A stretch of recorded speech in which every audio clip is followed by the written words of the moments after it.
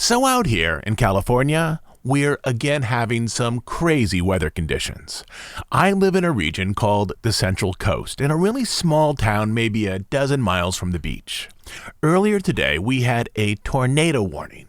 Yesterday, roads 15 miles from my house were closed due to snow, even though the elevation for those roads was only 750 feet. And as I'm recording right now, there's rain ticking against the roof. I do have some soundproofing here, but not nearly enough to deaden the rain today. This is just to say that there's going to be some interesting background noises today, and as this storm is supposed to last for 2 days, we're just going to have to roll with it. But now on to more interesting things. So today on the podcast, we have a set of West Coast stories. In recent months, we've spent a lot of time focused on the Florida resort, but now we're going to focus in on the future of Disneyland. And we're going to look at the future of the California resort in a unique way. In terms of company branding, Disney presents its American parks as being part of the same entity, and in some ways that's true. Galaxy's Edge in Florida is only slightly different than Galaxy's Edge in California, but in another sense, particularly in terms of recent projects, that's becoming less true. Disneyland has a different audience than Disney World, and as a result, it has a different identity as well. For some recent projects, designers have looked to guest needs and interests in California and have allowed Disneyland and DCA to break away a little more from the branding identity of Disney parks. Or to put all this another way, the cultural tones of Disney World aren't changing, but the cultural tones of Disneyland, at least in some recent projects, are changing in such a way to suggest that the future of Disneyland, if these changes continue, will be different in interesting ways than that of the Florida resort.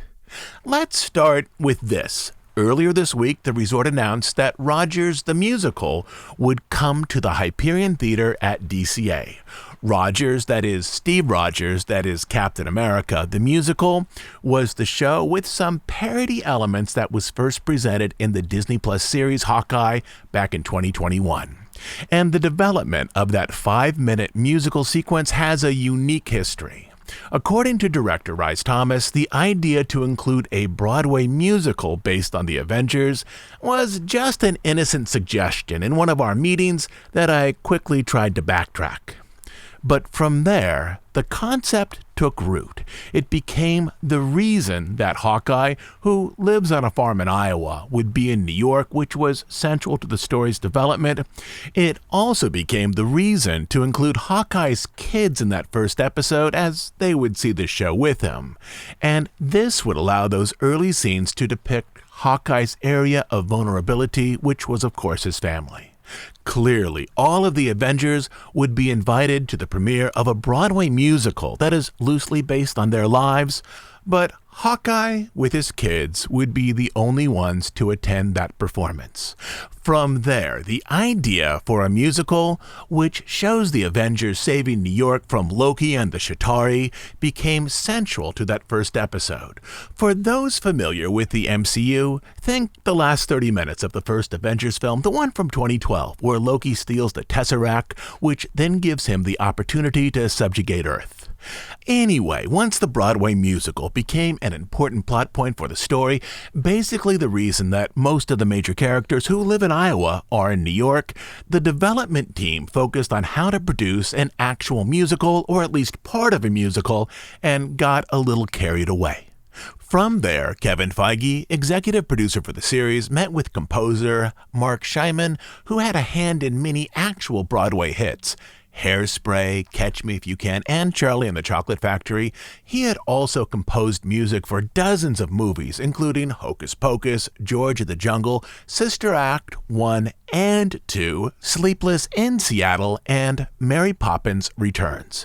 Scheinman agreed to develop an up-tempo Broadway production number that would be on par with production numbers in actual musicals, with his longtime lyricist and husband working on the project with him. The production number was called Save the City. As the material came together, Marvel hired actual Broadway performers, including Adam Pascal, who was in the original Broadway production of Rent, Harris Turner, who was in the Broadway production of Frozen, and Jason Scott McDonald, who was in the Broadway production of Aladdin. In rehearsals, the number was staged in such a way to combine two impressions. The music, the performance, and the choreography were all on par with Broadway, but there was also an intentional jokiness to the presentation. The musical intentionally got some things wrong. For example, though Ant-Man wasn't part of this effort to save New York, he was included in the musical presumably for his popularity. Also, the costumes in this production looked one step above homemade, particularly for the Hulk. And finally, the special effects are all cheesy. The wires that allow Iron Man to fly are lit at just the right angle to easily be picked up by the camera. In this, the performance both celebrates the traditions of stage musical, but also suggests that the reality of these performances are far from authentic. In this, there's a lot to unpack. The production number is a commentary on how entertainment often distorts the experiences it purports to represent. It's a statement about how Americans often prefer feel-good stage productions with easy resolutions to the grittiness of actual conflict. And in terms of plot points that advance the Hawkeye miniseries, this sequence established that Hawkeye was uncomfortable seeing a version of himself as a type of celebrity on stage, and more so, he was unsettled to find a musical version of Black Widow on stage, as in his life at this point, he was still mourning her loss. The whole production was filmed over 2 days in a rented theater in Atlanta. There were multi-level sets and stage lighting, and when the series aired, the Broadway musical was the standout sequence for that first episode. 10 months later, a live version was performed in the large hall at the D23 Expo. It was the exact same Save the City number, minus the sets, but with the same combination of Broadway enthusiasm and cheeky commentary on how stage musicals are put together. And now that 5-minute performance will expand to become a one-act musical at DCA's Hyperion Theater. This theater was once home to shows like Frozen Live and Aladdin, both of which were traditional stage musicals, if abbreviated, that attempted to convert films to the stage. Essentially, these earlier productions took the story and music from a Disney film and earnestly recreated it on stage. But now, Disneyland Entertainment is going to create an original musical with new songs and a story that is different from the one in the film. They can also depart from that type of serious film adaptation, as aside from that one number, Rogers the Musical won't exist until they create it. I don't think that this type of freeform experimentation has happened at the park with a large stage production since the Dick Tracy musical produced a little over 30 years ago. Interesting things can happen here, as it gives the entertainment division a lot of latitude. The show needs to include the characters and the playful attitude of the production created on the Hawkeye series. A one-act typically means about a half hour, so maybe 4 or 5 songs. This show will be shorter than previous productions on the stage, but for me, the key element here will be that the tone is different than other park musicals. Musicals in the parks, both in California and Florida, tend to embrace a solemnity, whereby the production adapts the materials from the screen to the stage. In Florida, Finding Nemo the musical is a good example of this, an inventive musical that seeks to incorporate the traditions of the Broadway stage, from performance to special effects, with a story from a Disney film. As we've already discussed, the tone of Rogers the Musical will be significantly different than these other productions, and this seems perfect for one of the California parks. Due to Disney's contract limitations with the Marvel characters, this play of course can't be performed in Florida, but even if Rogers the Musical could be performed in Florida, it would almost certainly play better in California, as the Disneyland resort is is adjacent to Hollywood. It's a project that will almost surely be rife with meta references to the movie, the Avengers campus next door, and how Californians relate to all these things, as this is the part of the world where these projects are developed. It's a play staged in Anaheim that can give a knowing wink to the Disney studio on the other side of town. And this play, with its references to film and film production, illustrates one of the tonal differences between the California and Florida resorts. But there are larger differences that are beginning to separate the California parks from those in Florida. So this is an episode that's all about the California resort and how the parks there are developing traditions and experiences that are in ways different to those out in Florida.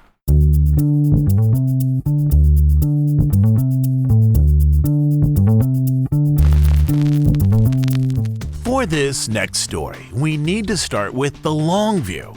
There is no one Disney park style. If you look at the development of Disney parks overall, there are different eras and different design phases that the parks have moved through over time.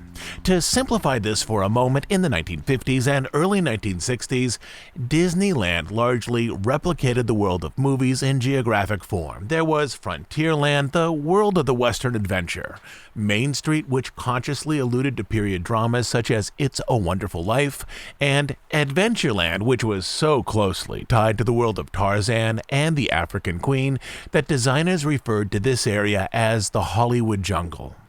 Each of these lands housed rides or attractions that spoke to the overall identity of these areas. The railroad on Main Street, the Jungle Cruise in Adventureland, and the stagecoaches and steamboat over in Frontierland. The WED staff was filled with live-action set designers, and in large part they used their skills in movie making to make themed areas at Disneyland that resembled the world of the movies. And beyond this, WED engineers and outside companies created ride systems to complete the package. Once Disneyland was open, Walt started to expand the conceptual nature of Disneyland. In one sense, it would have been easy to continue to expand Disneyland with new film-themed areas, but Walt was curious as to how the tools of Hollywood set design might be used to create something other than visual odes to Hollywood films. There were many unbuilt lands from this period, but the most developed of these unbuilt ideas was Liberty Street, a land that would recreate Boston of the 1770s, drawing a little bit from film, but mostly from historic materials. It was an attempt to create something similar to historic Williamsburg. Liberty Street, if it had been built as planned in the 1950s, would have included 2 shows with very early automated figures. Another of these early plans was eventually built, New Orleans Square. Though initially Walt had imagined that New Orleans Square would be a place where guests could explore the history of the Louisiana Purchase, it eventually became an architectural homage to the Crescent City, with 2 attractions that over years of design work eventually became rides, Pirates of the Caribbean and The Mansion. But in creating a miniature version of New Orleans, with its cafes, its elaborate estates and alley shops, Walt demonstrated how lands inside Disneyland could be developed beyond the world of film. The tragedy here was that Walt died months after New Orleans Square opened, and following his passing, both the studio and WED moved into a period of creative paralysis, where they mostly echoed designs that had been previously approved by Walt.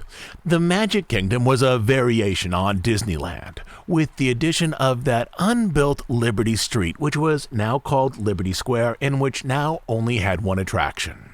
It would take another decade before the WED team began to explore how the tools of Hollywood could move beyond movie themes to create new varieties of themed experiences.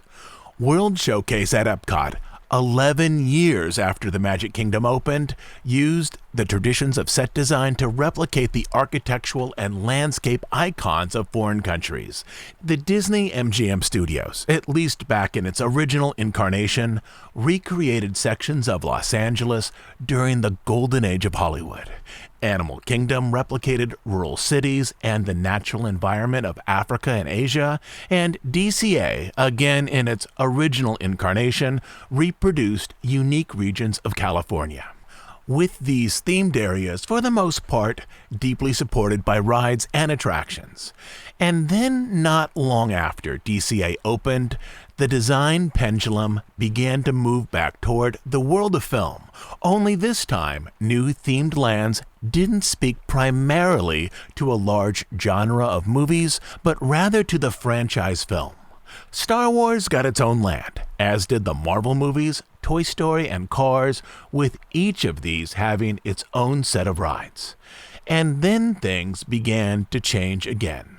Rides and attractions are still important attendance drivers to both the California and Florida resorts, but if recent trends are an indication of resort priorities, rides are more important as attendance drivers in Florida than they are in California. Or to put this another way, if I'm reading the tea leaves correctly, Disney has identified that guests at the Florida resort who largely see Disney World as a vacation destination that they might visit every few years are driven there to experience rides and attractions, and that the guests in California, who largely see Disneyland as a regional park that they might visit a few times a year, now need more space to hang out, relax, and enjoy the company of friends, much like people do in a typical city park. That is, rides for Disneyland are still important, but they aren't as important as they are in Florida. Just look at the numbers. In the past 3 years, the California resort has received Runaway Railway and Web Slingers, and that's about it. The Florida resort has received Runaway Railway, Ratatouille, Cosmic Rewind, and the Tron Coaster. There's also some smaller attractions such as the Beauty and the Beast Sing-Along, a Circle Vision film, and a new movie presentation in the Land Pavilion. Due to its expense, which I'm guessing was over $100 million, I want to also include Harmonious with its 6-story Stargate and massive taco-shaped video screens and all this, but that technically is a nighttime spectacular. Anyway, in recent years, attractions and rides are arranged more as attendance drivers in Florida than they are in California. Beyond this, there's some other differences between the park culture of Florida and that of California. Locals in Florida are far more interested in Disney World for its food, both in terms of fabulous restaurants and the now endless line of festival food and drink booths that populate Epcot almost year-round. The California resort has tried to replicate this, but the festivals, though somewhat successful, are nowhere near as popular as those in Florida, and the upper-end dining in California has never really taken off the way that it did in Florida. And over the past year, it seems as though the Disneyland resort has adjusted what it's building to fit the actual needs of the guest population that frequents its parks. To put this in a quick phrase, the function of the parks is now giving rise to its form. That is, Disneyland is moving into an era of beautifully designed guest spaces that in some cases are entirely removed from the rides. There are 2 land areas at the California resort presently under development, and by that I mean they're being redesigned, and they will both speak to this new impulse. The areas are being designed for guests to largely hang out. One of them is arranged more for families with small children, and the other is arranged more for adults. The redo of Toontown, which will now open in mid-March, shifts its emphasis from interactive stages to open space for guests to relax and green space for younger kids to play.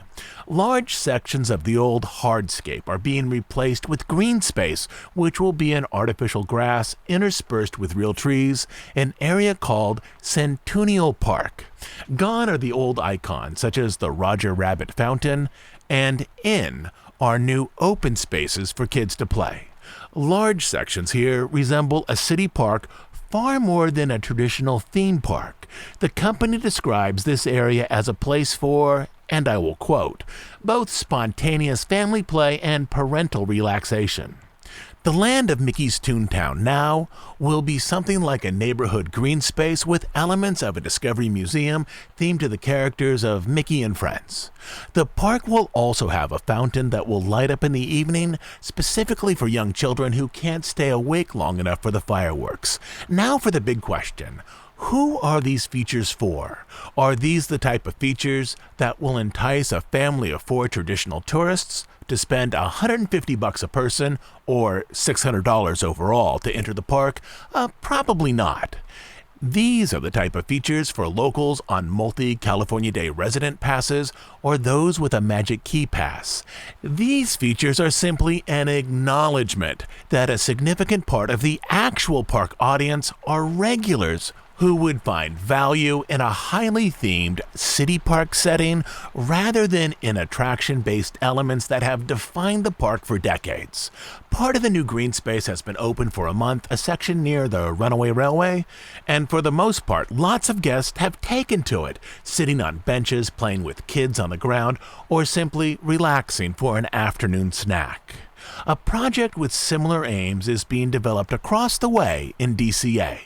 Last year, Disney announced that it would retheme the Pacific Wharf area in Disney's California Adventure to San Francisco Square from the film Big Hero 6. For the last 2 decades since the park's opening, the Pacific Wharf has been a collection of restaurants and company displays housed in warehouse buildings similar to that of Cannery Row in Monterey. On the surface, Big Hero 6, with its lead character Baymax, might seem an unusual property around which to retheme a land, especially considering that the film is nearly a decade old and hasn't yet produced a sequel. Wreck-It Ralph also has an urban tech theme, and at least on the surface, with its 2 movies, might have been a better franchise choice. But in reading the Disney tea leaves, it seems almost certain that Disney has larger plans for Baymax and Big Hero 6 than they've indicated so far. Just last month, an enormous figure of Baymax with working blaster boots made his appearance in the new Wondrous Journeys fireworks show, where he flies above the Disneyland castle. And over on Disney Plus, Baymax has a new TV series in addition to the original Big Hero 6 TV series that ran on Disney XD and on the Disney Channel from 2017 to 2021. And overseas at Tokyo Disneyland, there's a Baymax whip ride with a ride system very similar to Mater's Junkyard Jamboree in California. These things together, combined with this new land retheme, suggest that Disney has additional plans for Big Hero 6 beyond what has already been announced. In terms of the land's retheme, the current bridge that leads into Pacific Wharf will be redesigned so that it resembles the iconic bridge from the Big Hero 6 movie. If it's been a while since you've seen this movie, it's a combination of the Golden Gate Bridge with cross beams across the tower supports that resemble those from a traditional Japanese torii gate. Beyond this one element, though, it will be difficult to recreate the urban environment of Big Hero 6 with the warehouse structures of the old Pacific Wharf. San Francisco in the film is a land of hills, neon signs, tall buildings, interspersed with Victorian walk-ups. This new land will almost surely get some paper lanterns and lights, but the urban geography will be different than that of the movie. Unlike Radiator Springs or Batu or even Pandora, which are dead on in terms of filmic design, this one will be a little different. There is an official backstory designed to explain this, and here I'll quote. The tech industry began to emerge, and the local fishing trade fell on hard times. Entrepreneurs came together to reinvent the seaside canneries into a vibrant multicultural district of neighborhood restaurants and small businesses where you'll be able to eat and shop. But I'm guessing that in some future Big Hero 6 project, there will be inclusions of something that looks a little more like the San Francisco Square that they're presently building in DCA. But the unusual aspect for this announcement is that this new land will include no rides, no attractions, not even a film, only a Baymax meet and greet. In terms of a newly announced themed land that has no rides and no attractions, I think we need to go back to some of those early World Showcase pavilions to find a similar counterpart, such as England or Italy. So what's going on here? Well, this too is arranged as a beautiful outdoor space, now tied to a film IP that is designed as a place for guests to relax. And which guests are these? Again, this would appeal far more to locals with Southern California tickets or regulars with Magic Key passes than to traditional tourists on a day ticket. There will be a new beer garden along with many of the previous counter service restaurants. This, too, is a reimagining of what it means to create a lightly themed land in a Disney park. It pulls in the IP overlay with Big Hero 6, aligning it with other recent projects, but it moves away from a ride or attraction experience that was previously central to anchoring a land's identity in nearly every development proposed in the last 3 decades. But there's something else going on here. In terms of a business model for Pacific Wharf, Disney has no viable way to leverage the Monterey Warehouse theme for meaningful merchandise sales. There's little chance that Pacific Wharf t-shirts would be big sellers. But there is a possibility that a retheming to Big Hero 6 would create the possibility for selling Baymax merchandise, which might be a meaningful financial driver in terms of Disney's overall revenue for this area. You probably don't need to sell a tremendous number of Baymax plush or t-shirts to make this retheme a reasonable economic decision for the park. This would be especially true if the company knew that it was moving forward with other Baymax-centered film or TV projects, which I'm guessing is the case. But this also begs the question, what is the new identity of California Adventure, and where are further changes likely? In terms of some sort of California identity, it's still loosely arranged into the park. Buena Vista Street and Hollywoodland around the entrance are still central to the original vision for the park. Hollywoodland, though it feels a little like Hollywood Studios Light, is still tied to the IP needs of the overall park, as it's a place for Mickey and friends to appear, tied to the Los Angeles of the 1930s, which marked the high point of their cinematic popularity. Adventures Campus is in California. Radiator Springs, assuming the map in the movie is correct, is in northern Arizona, which I guess is not that far from California, and San Francisco Square is in California. All of these have ties to screen properties or screen personalities if you allow that Buena Vista Street exists to place the young Walt Disney inside the parks. But on the other side of DCA, things are a little bit more muddy. Grizzly Peak and the Grizzly Peak Airfield really aren't fitting into this new scheme, where a Disney IP is merged together with an area that has a California or at least a West Coast theme. So in this, the park still feels like it has a split identity. Some of the park feels more like a collection of IP-driven areas, while other areas speak to the old Golden State structure that defined the park for many years.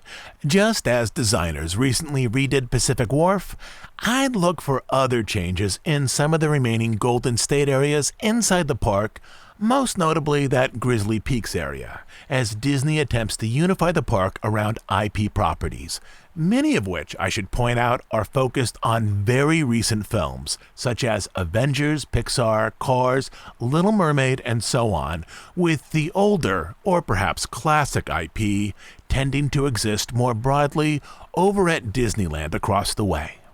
The revised Toontown, after being delayed once, is now scheduled to open on March 19th, and San Francisco Square, with its redesigned bridge, restaurant, shops, and the lone meet and greet with Baymax, is scheduled to open in summer.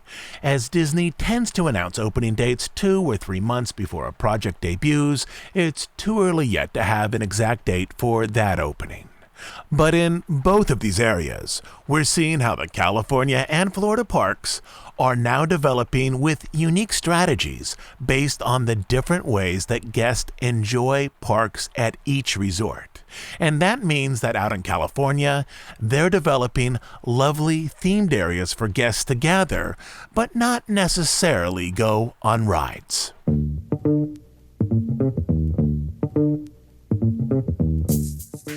So beyond the postmodern touches of something like Rogers the Musical and beyond park areas being redesigned to accommodate those who wish to use theme parks more like traditional city parks, the last area that we'll touch on today concerns how Disneyland relates to the urban culture of Los Angeles.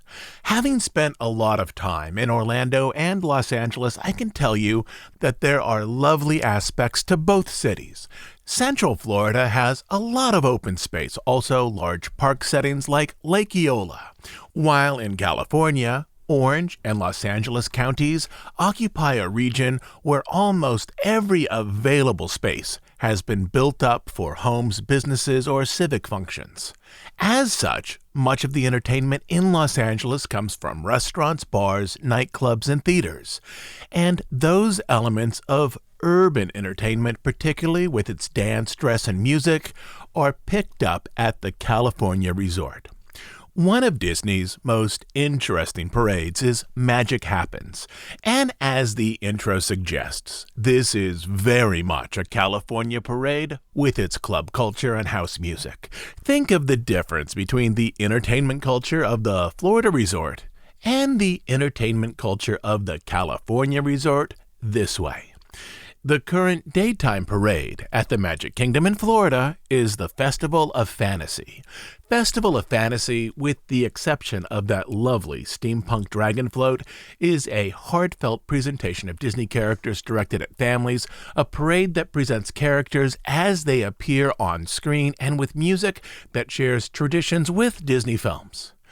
Out in California, however, Magic Happens is a rave-kissed spectacle of LA nightlife, mashed up with Disney characters in metallic blue and neon violet outfits who strut down Main Street in such a way to challenge preconceptions as to what a Disney parade might be.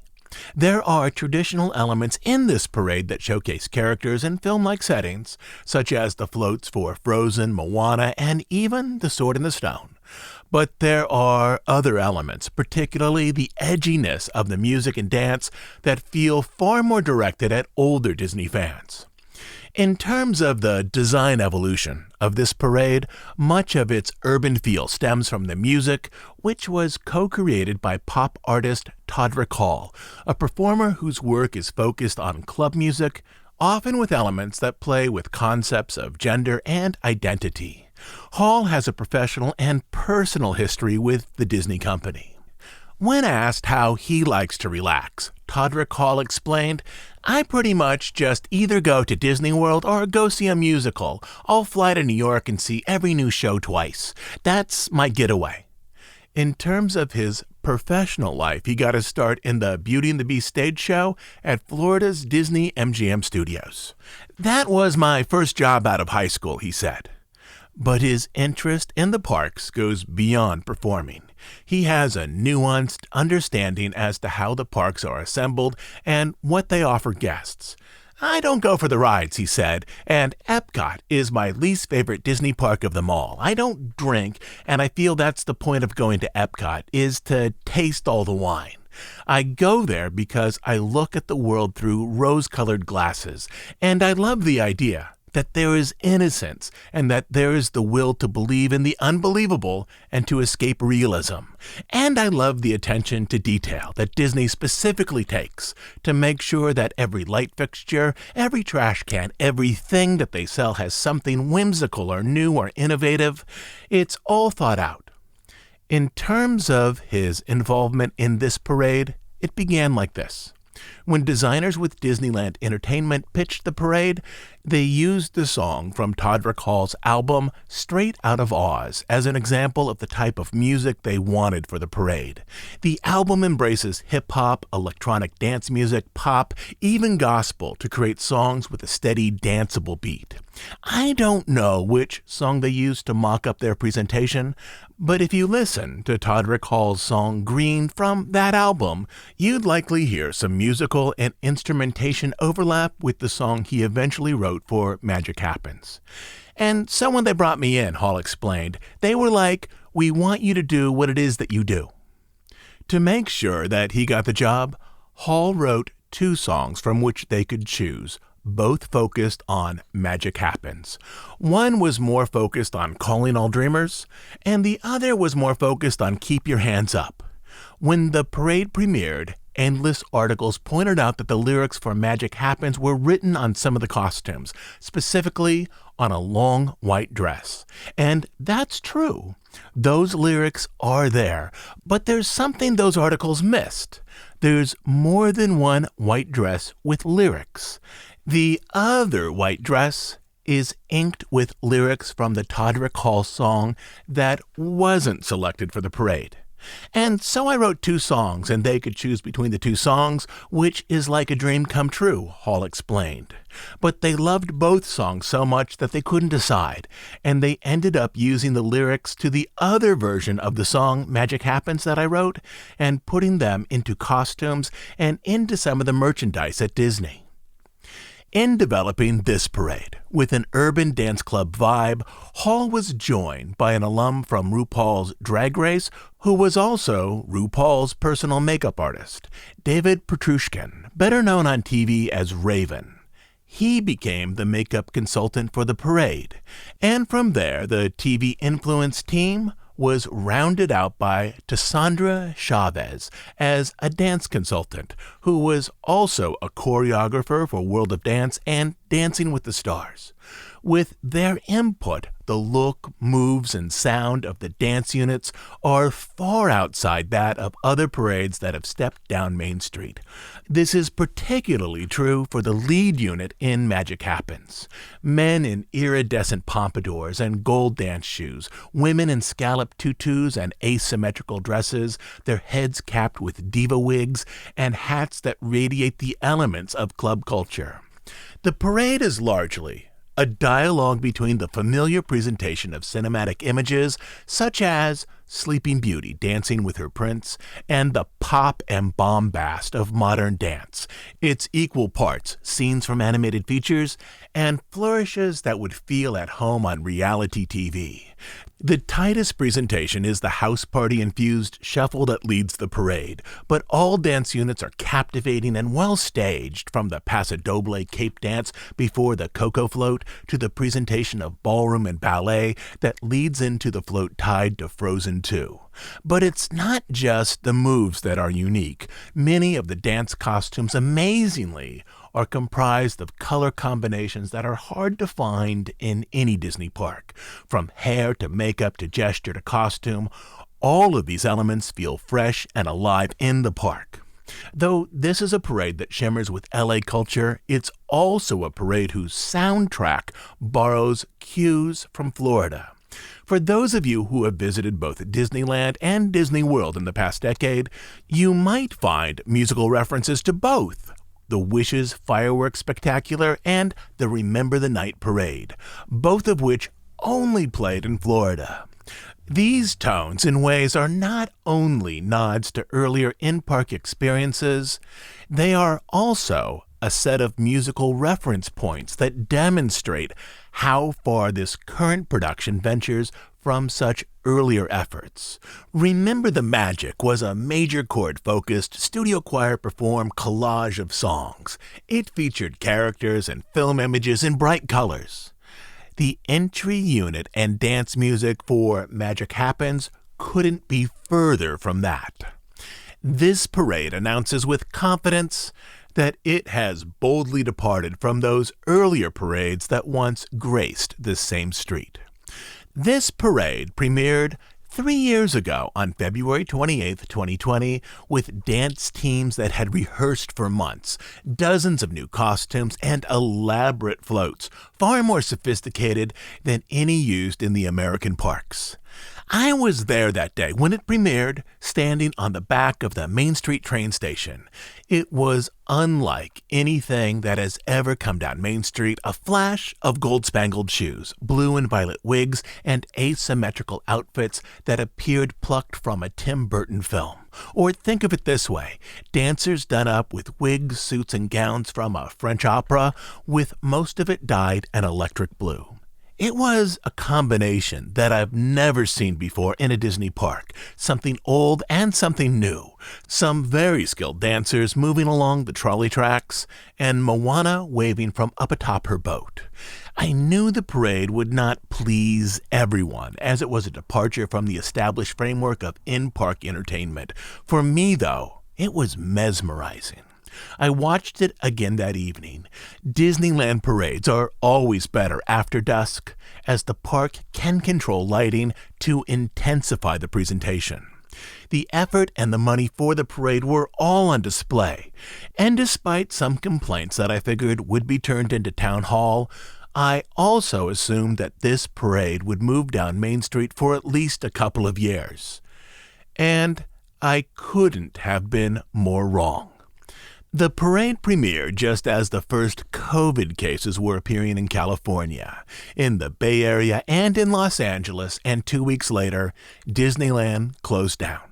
The initial plan was to flatten the curve, but as the public learned about the severity of COVID and as the death count continued to rise, the California resort remained closed for months. During these months, Disney released a professionally produced 8-minute film of the parade on their website and on their social media accounts.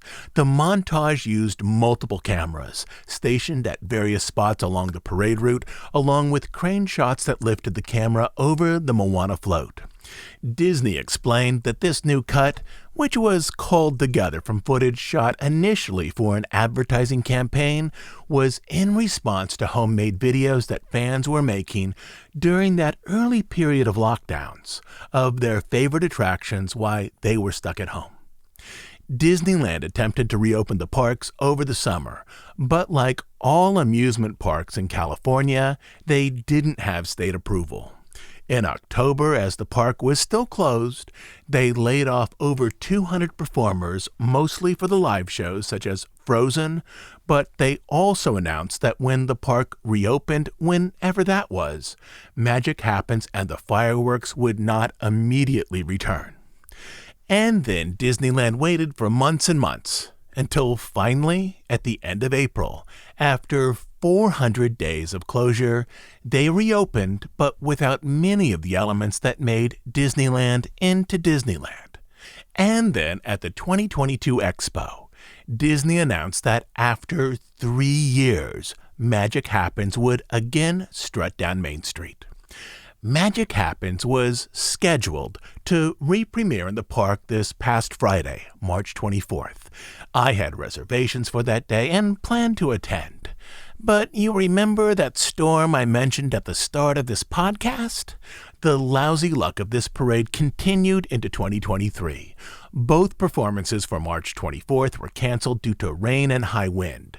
Some of the floats are very tall, and even without the rain, the park would have canceled the parade for the wind. Disney also took the unique and surprising step of closing the park an hour early due to the poor weather. The following day, Saturday, which is also the day that I'm recording this segment, both performances were again canceled due to weather, and the park will once again close early. At the start of this past week, it was my intention to see the new iteration of this parade before I recorded this episode. But as this episode posts tomorrow, there will be no public performances in the park of this parade before this episode is uploaded. I have, however, seen 2 videos recorded by cast members of the parade during its final dress rehearsal on Wednesday night. The parade is nearly identical to the version performed in 2020, from floats to costumes to music and choreography. About half of the performers are the same as those who performed in 2020 for those 2 weeks before the parade disappeared for 3 years. The only noticeable change is small. The line zippity-doo-dah has been removed from the finale, but if you weren't looking for it, you'd never know. For the most part, traditional tourists in Florida, when seeing a parade, want to see classic Disney characters in presentations tied to films. For many tourists in Florida, this theme park style of presentation is new to them, or at least new to their kids. But many Californians cycle through Disneyland once a year, if not more often, and they are familiar with classic characters on film-like floats. They need something new to capture their interests, and Magic Happens, or at least some elements in this parade, will seem new for many local guests. Dancers in teal tuxedos and cupcake dresses high-stepping down the street, an EDM beat and percussive banter hitting the sound system.